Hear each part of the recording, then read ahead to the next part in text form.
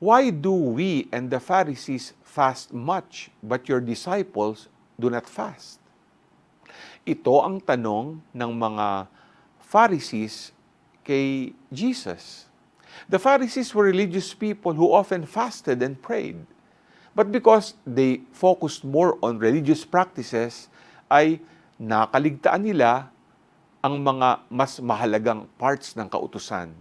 O kaya naman ay hindi nila inintindi ang mga ito. Ngayong araw na ito, ating inaalala si Saint Maria Goretti, isang batang martir na pinatay dahil gusto niyang pangalagaan ang kanyang kalinisan.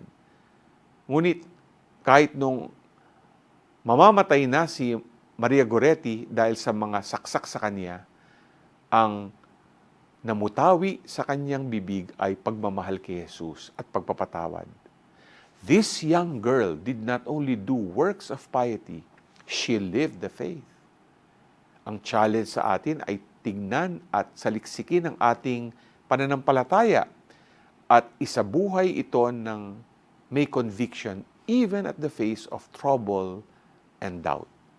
G ka ba?